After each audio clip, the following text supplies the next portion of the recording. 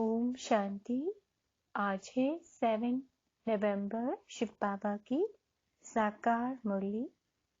बाबा कहते हैं, मीठे बच्चे मनुष्य जो बाप को भूल दुब्बन दलदल में फंसे हुए हैं, उन्हें निकालने की मेहनत करो। विचार सागर मंथन कर सबको बाप का सत्य परिचय दो। प्रश्न: गीता को किस धर्म का शास्त्र कहेंगे? इसमें रहस्य युक्त समझने की बात कौन सी है? उत्तर: गीता शास्त्र है ब्राह्मण देवी देवता धर्म का शास्त्र। ब्राह्मण देवी देवताय नमः कहा जाता है। इसे सिर्फ देवता धर्म का शास्त्र नहीं कहेंगे। क्यों? क्योंकि देवताओं में तो ये ज्ञान है ही नहीं। ब्राह्मण यह गीता का ज्ञान सुनकर देवता बनते हैं, इसीलिए ब्राह्मण देवी देवता दोनों का ही यह शास्त्र है। यह कोई हिंदू धर्म का शास्त्र नहीं कहा जाता। ये बहुत समझने की बातें हैं। गीता ज्ञान स्वयं निराकार शिव बाबा तुम्हें सुना रहे हैं, श्री कृष्ण नहीं। अंडरलाइन। गीता का ज्ञान कौन सुना रहे हैं? भगवान शिव, ना कि श्री कृष्ण। गीत है ना वह हमसे जुदा होंगे। ओम शांति। बाबा बच्चों को बैठ समझाते हैं अच्छी तरह से। कौन सा बाप? पारलौकिक बाप। लौकिक बाप को इतने बच्चे नहीं होते। पारलौकिक बाप के कितने बच्चे हैं, यानी आत्माएं हैं, जो याद करते रहते हैं, हे पतित पावन सर्व के सद्गति दाता, ओ परम पिता परमात्मा। तो पिता कहकर पुकारते हैं। परम पिता परमात्मा निराकार भगवानो वाच्य। निराकार परमात्मा तो एक होता है ना, दो नहीं होते। बच्चों की बुद्धि में बैठा है कि ऊंचे ते उच्च भगवान है। वह कहाँ रहते हैं? जहाँ आत्माएं रहती हैं।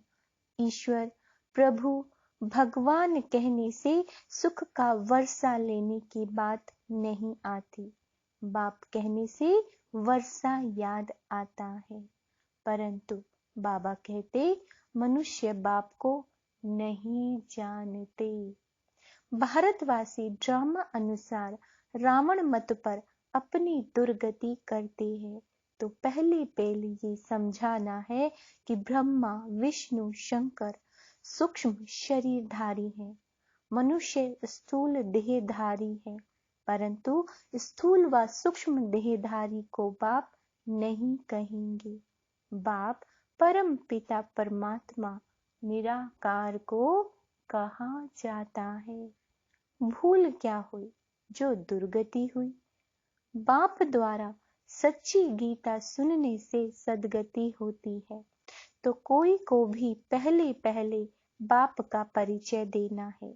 यह है मूल बात, परंतु कोई की बुद्धि में नहीं बैठता। तब तो बाबा ने ये पोस्टर छपवाया है कि गीता का भगवान श्री कृष्ण बच्चा है। श्री कृष्ण भगवान का बच्चा है या परमपिता परमात्मा? कौन है भगवान? गीता किस धर्म का शास्त्र है? ब्राह्मण देवी देवता धर्म का। कहना ठीक है।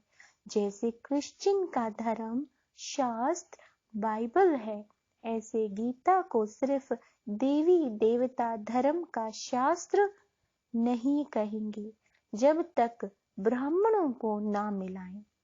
कहते हैं ब्राह्मण देवी देवताय नमः। बाबा ने बताया है देवताओं में ज्ञान है नहीं।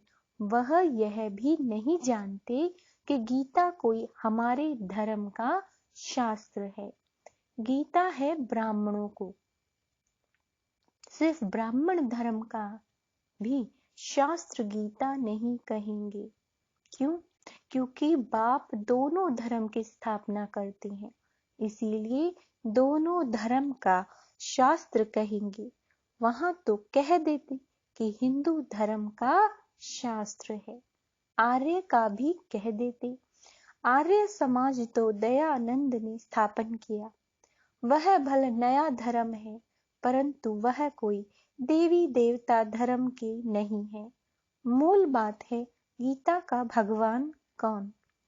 गीता में श्री कृष्ण का नाम डाल दिया है, गीता को खंडित कर दिया है। क्यों? क्योंकि मेरे से बुद्धि योग टूट गया है। गीता में देखो बातें कितनी बताई है और गीता पाठशाला का मान कितना है। तो अभी देवता और ब्राह्मण धर्म प्राय लोप है। पुजारी लोग कहते हैं, क्या कहते हैं? ब्राह्मण देवी देवताए नमः।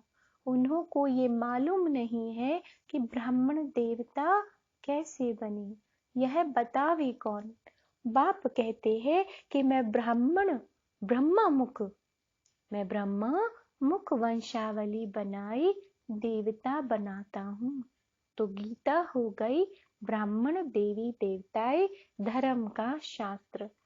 सिर्फ कहे देवता धर्म का तो लक्ष्मी नारायण में ज्ञान है नहीं। यह बात समझने की है, परंतु समझाए कौन। शिव बाबा सुनाते हैं कि रुद्र ज्ञान यज्ञ से विनाश ज्वाला प्रज्वलित हुई। कहाँ रुद्र यज्ञ, कहाँ श्री कृष्ण।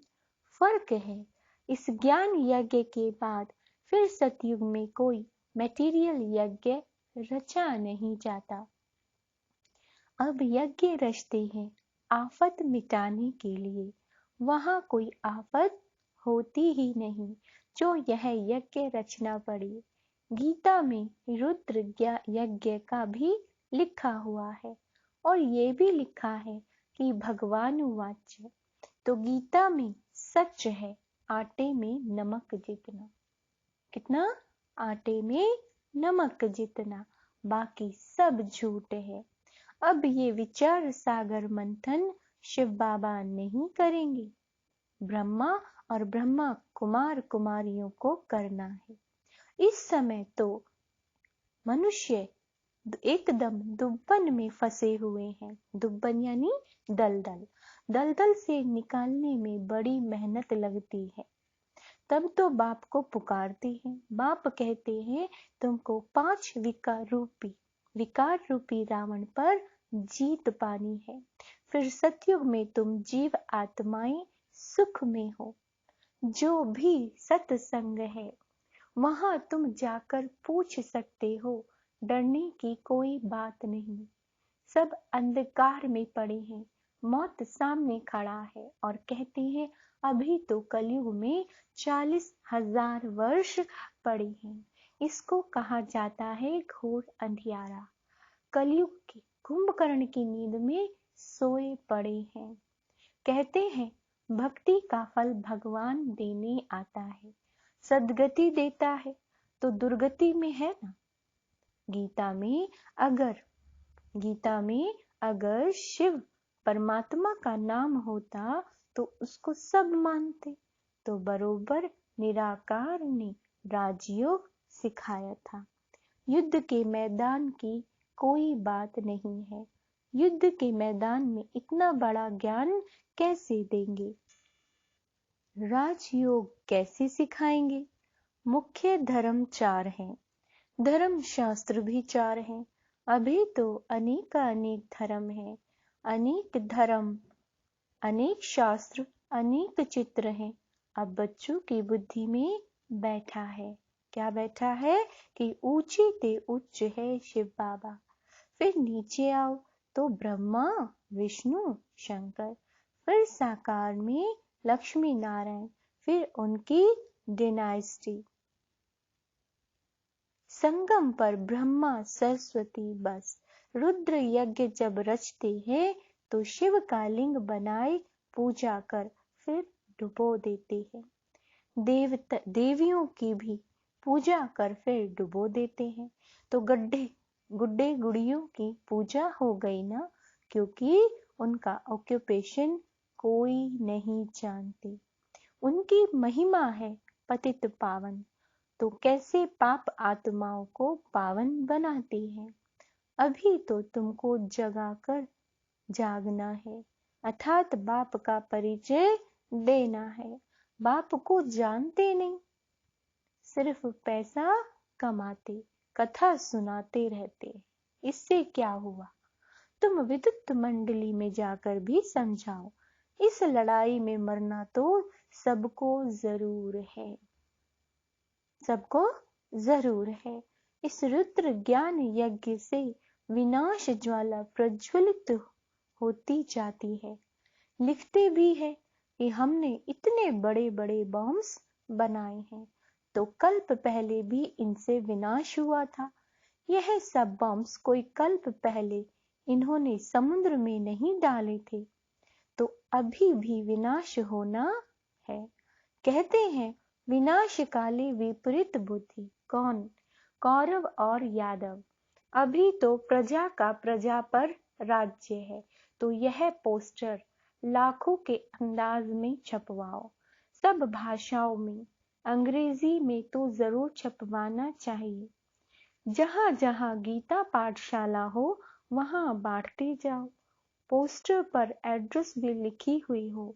बाबा डायरेक्शन तो देते हैं, करना तो बच्चों का ही काम है। लिखा हुआ है शिव बाबा, तो शिव बाबा भी बाप और ब्रह्मा भी बाप, परंतु बच्चों को वर्षा शिव बाबा से मिलना है, ना कि ब्रह्मा से। ब्रह्मा को भी उनसे मिलता है। बाबा ने बहुत समझाया है कि गीता मैगजीन में भी पहले पहले ब्रह्मा का यथार्थ, है ना, ब्रह्म बाप का यथार्थ परिचय लिखो, तो जो ब्राह्मण बनने वाले होंगे उनको झट तीर लगेगा, नहीं तो लिया और फेंक दिया। जैसे कोई बंदर को किताब दो तो एकदम फेंक देगा, समझेगा कुछ भी नहीं। तब बाप कहते कि यह ज्ञान मेरे भक्तों को और गीता पाठियों को देना है, उसमें भी जिनको भाग्य में होगा वो समझेंगे। बाप कहते हैं यह तो है ही नर्क, यहाँ जो भी बच्चे आदि पैदा होते हैं एक दो को दुख देते हैं, एक दो को काटते रहते हैं। बाकी जो गरुड़ पुराण में विषय वैतरणी नदी दिखाई है वह तो है नहीं, यह दुनिया तो नर्क है। तो बच्चे जानते हैं आज नर्कवासी फिर संगमवासी बनते हैं, कल फिर स्वर्गवासी बनेंगे, इसीलिए पुरुषार्थ कर रहे हैं। अच्छा, मीठे मीठे सिक्की लदे बच्चों प्रति माता पिता बाप दादा का याद प्यार और गुड मॉर्निंग। रूहानी बाप के रूहानी बच्चों को नमस्ते। हम रूहानी बच्चों की रूहानी बाप दादा को याद प्यार, गुड मॉर्निंग, नमस्ते मीठे बाबा, शुक्रिया बाबा, शुक्रिया। रात्रि की क्लास है ऊंचे से उच्च एक भगवान माना फादर। किसका फादर? सभी जो आत्माएं हैं उन सभी का फादर। जो भी मनुष्य मात्र हैं उनमें जो आत्माएं हैं उनका है फादर। अभी सभी आत्माएं जो कि पाठ बजाने आती हैं वह पुनर्जन्म जरूर लेती हैं। कोई बहुत थोड़े लेते हैं, कोई 84 जन्म लेते, कोई 80, कोई 60।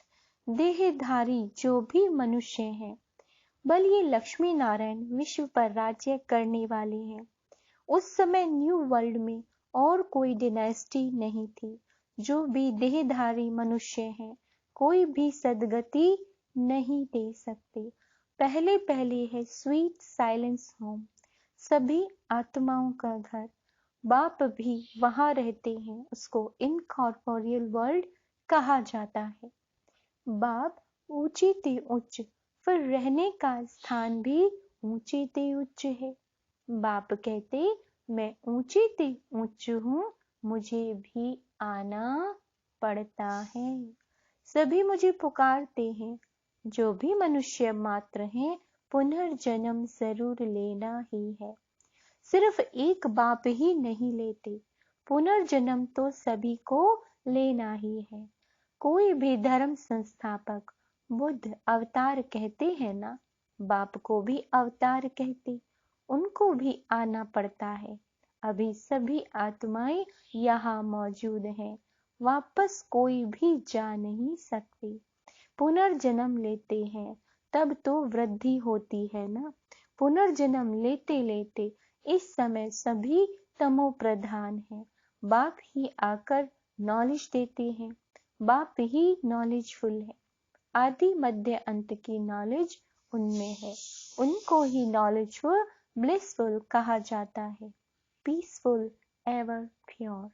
बाकी मनुष्य मात्र प्योर इम्प्योर बनते हैं। ये लक्ष्मी नारायण डीटे डिनाइस्टी के फर्स्ट हैं, इनको ही पूरे 84 जन्म लेने पड़ते हैं, पुनर्जन्म यहाँ ही लेते हैं। फिर अंत में बाप आकर सबको पवित्र बनाकर साथ में ले जाते हैं। बाप को ही लिबरेटर कहा जाता है। इस समय सभी धर्म संस्थापक यहाँ हाजिर हैं, बाकी थोड़े हैं जो आते रहते हैं, वृद्धि होती रहती है। सर्व का सद्गति दाता एक ही बाप है, शांति धाम व सुख धाम का मालिक बनाते हैं। तुम्हें पूरी 84 जन्म लेते हो। हम कितने जन्म लेते हैं? पूरे 84। तुम जो पहले आए थे वही फिर पहले आएंगे। क्राइस्ट फिर अपने समय पर आएंगे। क्राइस्ट में यह ताकत नहीं जो किसी को वापस ले जा सके।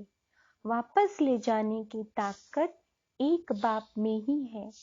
इस समय रावण राज्य, असुर राज्य 84 जन्मों में विकार पूरे प्रवेश कर लेते हैं। बाप कहते हैं तुम डीटी दुनिया के मालिक थे, फिर रावण राज्य में तुम विकारी बन पड़े हो। पुनर्जन्म सभी को जरूर लेना पड़ता है। धर्म स्थापन कर वापस चला जाए ये हो नहीं सकता, उनको पालना जरूर करनी है। गाया जाता है ब्रह्मा द्वारा नई दुनिया की स्थापना, पुरानी दुनिया का विनाश। नई दुनिया में एक ही धर्म, एक ही डीटी डिनाइस्टी थी, अब वह है नहीं, सिर्फ चित्र हैं और सभी धर्म मौजूद हैं सिवाय एक गॉड फादर के। बाबा कहते मीठे बच्चे जो भी देहधारी हैं पुनर्जन्म जरूर लेते हैं। भारत है अविनाशी खंड, यह कभी विनाश नहीं होता, अविनाशी है। जब इनका राज्य था तो और कोई खंड ही नहीं था, फिर सिर्फ इनका ही राज्य था। सूर्यवंशी चंद्रवंशी बस, और कोई नहीं। नई दुनिया को स्वर्ग डीटी वर्ल्ड कहा जाता है। इनकॉर्पोरियल वर्ल्ड को स्वर्ग नहीं कहा जाता, वह है स्वीट साइलेंस होम। बाबा कहते निर्वाण धाम आत्मा को ज्ञान सिवाय परम पिता परमात्मा के और कोई दे नहीं सकता। आत्मा बहुत छोटी बिंदी है, सभी आत्माओं का फादर है सुप्रीम सोल, उनको सुप्रीम फादर कहा जाता है। वह कब पुनर्जन्म में नहीं आ सकते। इस समय नाटक की पिछाड़ी है, यह सारी दुनिया स्टेज है, इसमें खेल चल रहा है। इनकी बाबा कहते हैं इनकी ड्यूरेशन है 5000 वर्ष। यह है पुरुषोत्तम संगम युग, जबकि बाप आकर सभी को उत्तम से उत्तम बनाते हैं। आत्माएं अविनाशी ही हैं। आत्मा कैसी है? अविनाशी। भारत खंड वो भी अविनाशी। यह ड्रामा भी अविनाशी, बना बनाया खेल है। जो पास हो गए फिर उसी समय पर आएंगे। पहले पहले ये आए थे। लक्ष्मी नारायण अभी नहीं है। सच्चा सच्चा सत्य का संग यह है। अच्छा मीठे मीठे रूहानी बच्चों को रूहानी बाप दादा का याद प्यार गुड नाइट। ओम शांति। हम रूहानी बच्चों की रूहानी बाबा को गुड नाइट। हम भी बाबा को गुड नाइट करें ना। धारणा के लिए मुख्य सार। विचार सागर मंथन कर मनुष्य को दुब्बन दलदल से निकालना है। जो कुंभकर्ण की नींद में सोए हैं उन्हों को जगाना है। सूक्ष्म अथवा स्थूल देहधारियों से बुद्धि योग निकाल एक निराकार बाबा को याद करना है। सबका बुद्धि योग एक बाप से जुटाना है।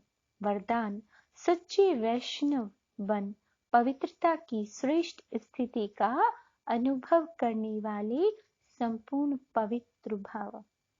संपूर्ण पवित्रता की परिभाषा बहुत श्रेष्ठ और सहज है। संपूर्ण पवित्रता का अर्थ है स्वप्न मात्र भी अपवित्रता मन और बुद्धि को टच नहीं करे। इसी को कहा जाता है सच्चे सी वैष्णव। चाहे अभी नंबरवार पुरुषार्थी हो, लेकिन पुरुषार्थ का लक्ष्य संपूर्ण पवित्रता है और यह सहज भी है, क्योंकि असंभव से संभव करने वाले सर्वशक्तिवान बाप का साथ है। स्लोगन सहज योगी वह है जो हट और मेहनत की बजाय रमणीकता से पुरुषार्थ करे। ओम शांति। शुक्रिया बाबा, शुक्रिया।